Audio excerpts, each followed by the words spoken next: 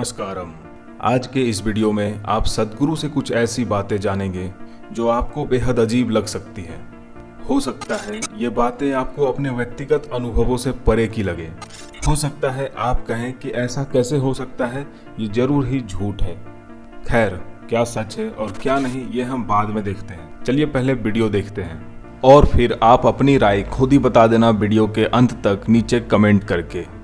तो सबसे पहले देखते हैं कि क्या कहा सद्गुरु ने जब एक महिला ने सद्गुरु से सवाल किया ध्यान लिंग को लेकर, जो कि सद्गुरु के कोयम्बटूर स्थित ईसा योग सेंटर में स्थापित किया गया है।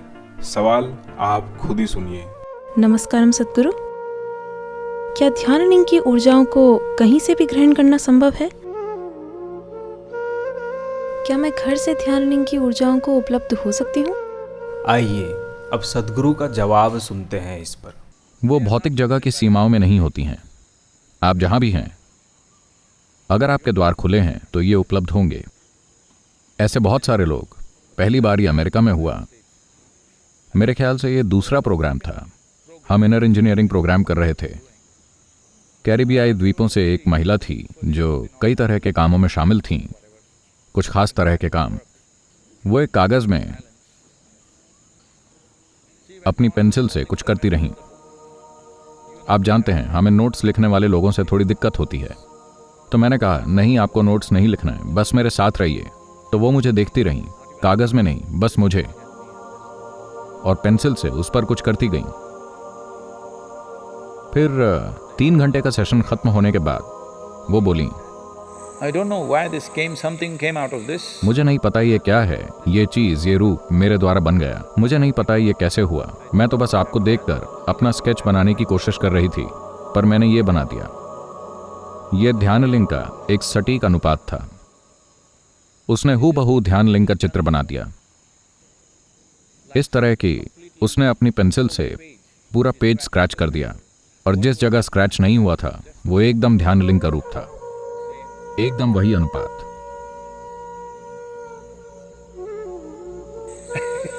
पर वो मेरी पिक्चर बनाने की कोशिश कर रही थी।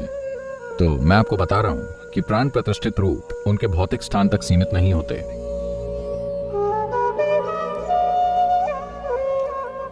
As Dhyanalinga is not a particular physical form, but it's an energy form which defies time and space.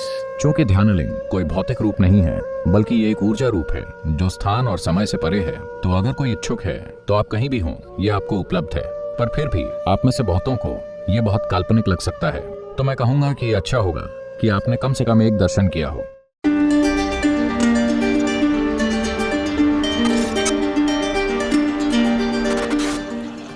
एक मिस्टिक होना, एक आत्मज्ञानी होना, बस ऐसा ही है। एक गाय को यह एहसास हो जाए कि वो एक गाय है, और वो एक प्रसिद्ध गाय बन जाए। पवित्र गाय, है ना? क्या ये इतना सरल है? तो आइए मैं आपको अपनी कहानी सुनाता हूं। मैंने हमेशा ये देखा कि रेस्टोरेंट से बाहर निकलते हुए लोगों के चेहरों पर मंदिर से बाहर निकलने वाले लोगों के चेहरों से ज्यादा खुशी होती थी। Than people walking out of temples.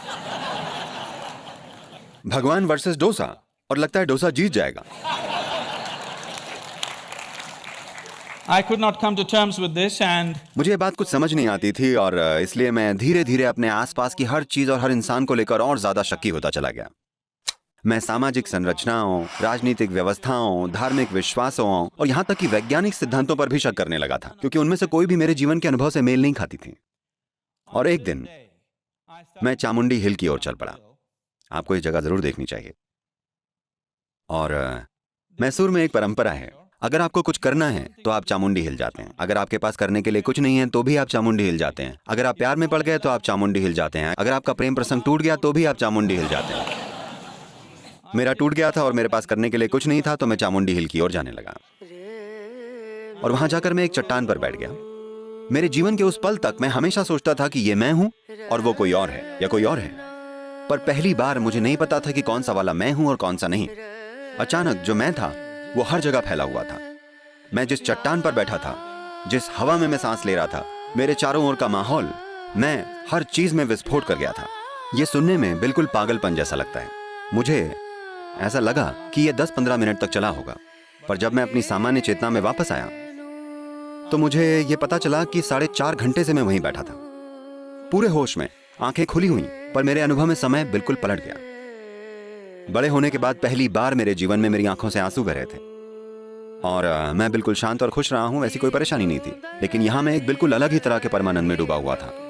मेरे शरीर की एक एक कोशिका परमानंद में फूट रही थी। जब मैंने अपना सिर हिलाया और कुछ तार्किक जवाब ढूंढने की कोशिश की कि मेरे साथ क्या हो रहा है, The only thing that my very smart mind could say was, maybe I'm just going off my rocker. तो मेरा बहुत ही स्मार्ट दिमाग बस यही कह पाया, शायद मैं पागल हो रहा हूँ। ये अनुभव गहराता चला गया और फिर ऐसा बार बार होने लगा। अगर मैं बस बैठता तो जो मेरे लिए बस कुछ पल होते थे वो दूसरों के लिए कई घंटे होते थे। मुझे लगता बस 1 मिनट हुआ है, पर घंटे बीत जाते थे। अचानक समय और स्थान के इक्वेशन मुझ पर लागू नहीं हो रहे थे। मैं देख पा रहा था कि जो वहां है वो यहाँ है और जो यहाँ है वही वहां है। भूत, वर्तमान और भविष्य आपस में मिल गए थे। ये एक भव्य उथल पुथल थी, पर बेहद खूबसूरत थी।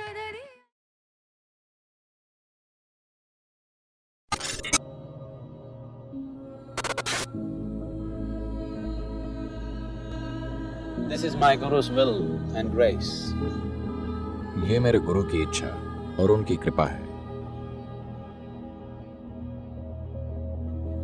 मेरे ख्याल से मुझे उस पागलपन के बारे में कुछ बताना चाहिए जहां से मैं आया हूं।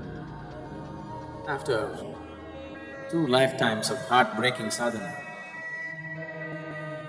बहुत तीव्र, वाकई दिल तोड़ देने वाली साधना। इन 2 जीवन कालों के लोग मुझे शिव योगी बुलाते थे और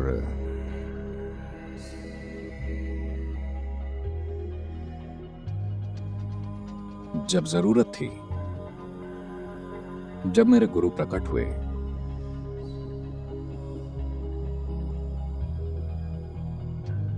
और जब उन्हें लगा कि मुझे छूना ठीक नहीं होगा, तो उन्होंने अपनी छड़ी से मुझे छुआ। and everything that needs to be realized was realized. और वो सब जो जागृत होना जरूरी था वो जागृत हो गया। मैं उस परम बिंदु पर था जिस पर कोई भी चीज हो सकती है।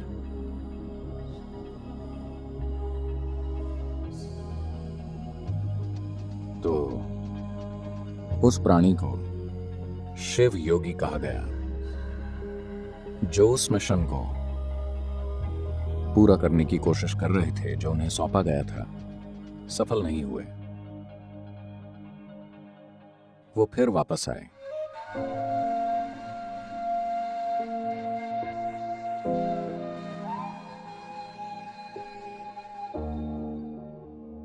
सद्गुरु श्री ब्रह्मा के रूप में। कड़ी मेहनत की, लगभग सफल हो गए थे, मगर वो समाज में अच्छी छवि नहीं बना सके, क्योंकि वो जो थे उसकी तीव्रता सामाजिक हालात में समझी नहीं जा सकती थी, तो वो उसे पूरा नहीं कर पाए। उन्होंने कुछ लोगों को तैयार किया और फिर पहाड़ पर चले गए। वो खुद को जांच रहे थे कि वो असफल क्यों हुए। उनके पास सब कुछ था, ऐसा क्यों हुआ कि सफलता नहीं मिली। वो जानते थे कि ऐसा नहीं है कि उनमें क्षमता की कमी है, बात बस इतनी है कि वो बस समाज का समर्थन नहीं जुटा पाए जिसकी जरूरत थी। तो वो आखिरी बार पहाड़ पर गए।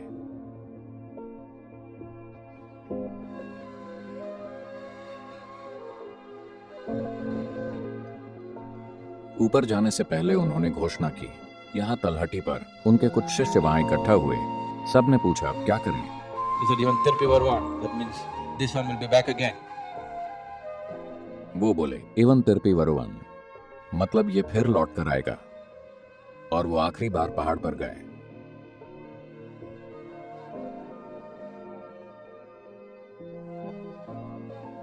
और उन्होंने एक दुर्लभ चीज की। उन्होंने एक ही समय पर अपने 7 चक्रों से अपना शरीर छोड़ दिया। यानी वो बस खुद को जांच रहे थे। वो जानते थे कि ऐसा नहीं है, मगर फिर भी कुछ असफल हो तो सबसे पहले आपको अपने दोष जांचने चाहिए।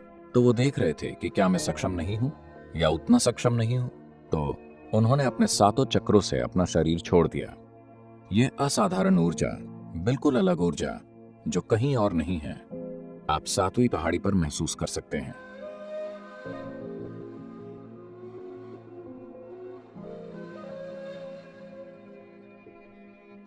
ये कहीं भी मौजूद किसी भी चीज से बहुत ही अलग है। ये बिल्कुल अलग है।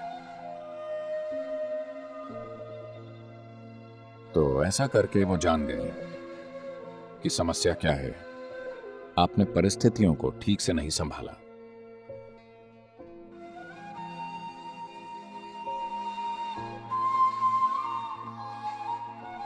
इस बार जब हम आए तो हमने सारी योजना उस बिंदु तक बनाई जहां हमने तय किया कि कुछ लोग जिनकी मुझे जरूरत होगी वो कहां, किस कोख से जन्म लेंगे और कैसे। सब कुछ तय किया गया और सब कुछ वैसा ही हुआ। प्राण प्रतिष्ठा के लिए जिन लोगों की जरूरत थी मैंने उन्हें सही जगह पर रखा ताकि सही समय पर सब कुछ साथ में आ जाए। इसके बावजूद इस जीवन में इसे पूरा करने के लिए लोगों को साथ लाने, उन्हें उनका अतीत याद दिलाने, उन्हें तैयार करने में 18 साल की तैयारी लगी। यह आपके लिए परी कथा जैसा है, मगर यह ऐसी चीज है जो हमारे लिए एक जीवित सच्चाई है। तो प्राण प्रतिष्ठा की प्रक्रिया में 3.5 साल लगे, जो बहुत तीव्र प्रक्रिया थी। जिन लोगों ने इन चीजों को होते देखा उनका जीवन पहले से बिल्कुल बदल गया है। ऐसी चीजें जिनकी उन्होंने कभी सपनों में भी कल्पना नहीं की थी, उन्होंने देखी। उन्हें अब भी विश्वास नहीं होता कि उनकी मौजूदगी में वाकई ऐसा हुआ।